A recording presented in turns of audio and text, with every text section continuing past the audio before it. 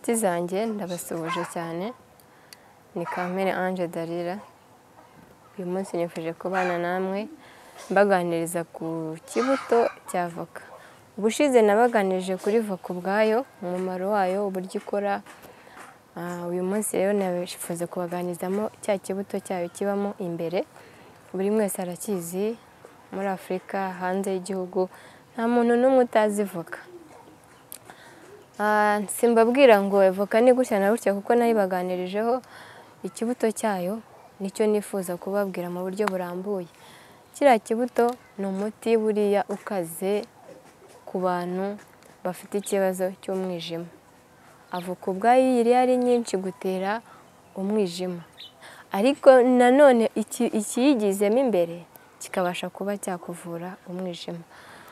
Ufata kiriya kibuto cy'imbere, urumva urabishaka ari byinshi, ukabifata ukabisekura. Biba bikonje, biba bimeze nk'ibirimo amazi, ariko birasekurika. Urabifata ukabisekura, warangiza bikanoga neza. Ufata akantu kameze neza gafite isuku, ukagafata ukabishyiraho. Wamara kubishyiraho ukabijyana ahantu mu gicucu, ndavuga ahantu hatagera izuba. Ukihangana nk'igihe cy'icyumweru, muri make bibasha kuma. Ibyo bintu wasekuye byavuye mu kibuto cya voka byumishwa n'umuyaga, ntabwo bisaba yuko bishyira ku zuba. Iyo ubishyize ku zuba umuti wawe uba upfuye. Ufata rero icyo kibuto ukayungururamo ya fu. Mu gihe cya cyumweru cyashize ugenda uhinduranya ukagira ngo bibashe kuma kugira bizabashe kunyura mu kayunguruzo. Iyo fu rero urayifata ukayibika ahantu wayiyunguruye neza, ukayifata ugashyira mu mazi. Amazi kenshi nyagarukaho kuko ni umuti. Ya mazi watetse yabize yakonje, ukafata ya fu yavuyemo, warangiza ukajya unywa. Ukanywa mu gitondo, ukanywa saa sita, ndetse ukanywa na nimugoroba. Bibasha kuba byakurinda kurwara umwijima, cyangwa se mu gihe urwaye, cyangwa se kwa kundi ushobora kujya kunyara ukabona inkari zawe ni umuhondo. Iyo unyweye icyo kibuto, ya fu, bibasha kukurinda mu buryo bw'umwihariko. Ikindi kandi ibasha kukurinda, kikurinda kuba warwara kanseri. Kanseri iyo ari yo yose, ntabwo ari iyi ni kanseri iyo ari yo yose. Ufata ya fu nanone, warangiza uko ugiye kurya mu gitondo cyangwa se nimugoroba,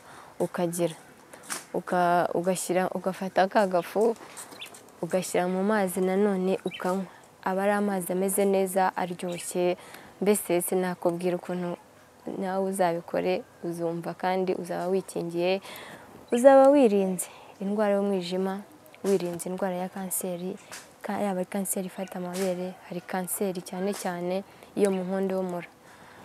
Iki kibuto cyane cyane ku badamu kirabafasha kuba bakira mu buryo bwihuse budatinze. Ikindi kandi ya fu nanone urayifata ukayitoba mu mazi, ariko ntubitemye. Ufata agafu nyine kanoze kameze neza, uko ugiye kuryama ku bakobwa ukisiga mu maso. Iyo wisize ugiye kuryama, mu cyimbo cyo kwisiga amavuta urabyisiga, ukagira uruhu rwiza, ukagira po ikeye. Mbese kumwe umuntu agira iminkanyari akiri mutoya, kuba ushaje mburagihe, iyo fu ikurinda kuba warwara cyangwa iminkanyari, cyangwa se ukagira uruhu rubi.